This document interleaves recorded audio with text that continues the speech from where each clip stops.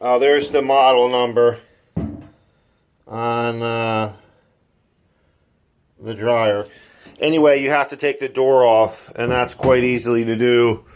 You take this front panel snaps off, and there's little screw holes up in here. I think they are. Anyway, and then there's a couple in here. This one in the front, and this one in the front. And the door comes right off, which you can access that. Okay, back to the heating element box. So when you're looking in your dryer, it's going to look like this. This is going to be standing up on a bracket, which you have to remove to get this out. And then you're going to have that blue and red, those wires I showed you earlier. You have to take them off here and here. And then you get your continuity tester, and you're going to want to test for continuity. Hold on, give me a minute to find the tester. Okay, I found the tester. So this is a new heating element. I ordered it.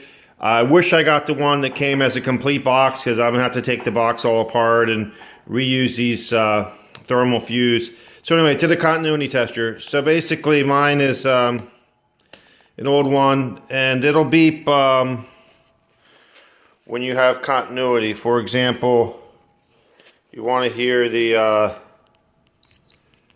beep. This to test this fuse. Damn it, I can't do it with the camera. To test this thermal fuse, you would go like so. Beeping means fuse is good. Now, to test this, you would want continuity through here. And I do not hear that beep. And you do not want continuity to this box, meaning it's grounded out. Bottom one is not grounded out. I'm going to move to the top one and see if it's... The top one is not grounded out. Good. Well, it was grounded out a minute ago. But anyway, if yours is grounded out, that is probably the problem. The box is shorting. Somewhere this wire here is touching the inside of the box. So mine is definitely bad, because I don't have any continuity on my heating coil here. Like if I were to test this heating coil, it beeps. It means it's a continuous loop. This one is not a continuous loop, which means it is broken inside. And it is not grounding out to the box, which means I think it was grounding out to the box, but now it isn't. But I will get back to you once I put it all back together and see if the dryer does indeed shut off. Okay, I got the lid off the heating coil box here. Here is the heating coil. There's a new heating coil. So anyway, it's pretty obvious the heating coil is broken. There's a piece of it. So what was happening was it was falling and grounding out there at some point while it was in the dryer. I think that's going to be the reason that causes the expensive Samsung dryer brain to go crazy. I hope it is already. Okay, there's a small trick to getting these old prongs out. Let me put it down here. If you look closely on the sides right here, there's little tabs that get bent over. You have to bend those flat, and then once you bend them flat, they will come straight out. So, for example, on the new one, this little tab here is going to be bent. That tab right there is going to be bent over to hold it into this this bit here. Okay, I got it all back together with the new one. And again, there's two thermal fuses. There's one here, and there's just one to the left of it, which I don't have in yet. But you're going to want to test for continuity on each of the fuses. And you're also going to want to test your new heating coil. And you're also going to want to make sure your heating coil is not grounded to the body. So you're going to want to, that's not supposed to beep. And that's not supposed to beep. So this, good, good, and good. And it was a little tricky putting it all back together. I don't know how much the whole box and complete is.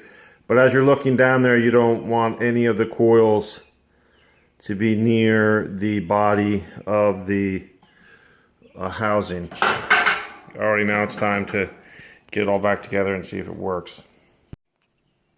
Okay, now I'm going to return this back into the machine. You can see on the tip there's a little lip that connects back in there. So basically it really just all slides in there, and then you connect all the wires and connect that bracket there and fire it up. Oh, you're going to have to reconnect this. Just little things that get in the way as you're building it, as you're taking it apart, rather, that gets reconnected. Okay, here's what it looks like all back together. Again, you have these two screws to get out. The bracket has to come out. This screw, and then on mine there was two little screws back and behind it that were difficult to get out. I am not putting those back in because the bracket has little slots it fits in. Another strange problem, I don't know if you can see it, but a gigantic spider is lurking by the dryer. I'll have to solve that on a different episode. I got a volunteer to get the spider. Okay, to put the lid back on, it just rests and clips on the bottom there. I'm shooting this from the top of the dryer. Then you reconnect this plug and basically just slide it on, and then pretty much a reverse order of how you take it off. You do these two screws first, and then the I think there's 4 on the top up there. Okay, I ran 2 loads of laundry through, both on time dry. One was 20 minutes, one was 40 minutes, and it shut off on both loads. So I'm pretty sure it was that grounding out of the heating coil that somehow shut down the computer, and it just kept running. It's really an issue because it could start your house on fire. I'm really surprised Samsung hasn't recalled this unit and got a new brain put in it so the short doesn't make it continue to run. All right, I hope all this helped. Bye.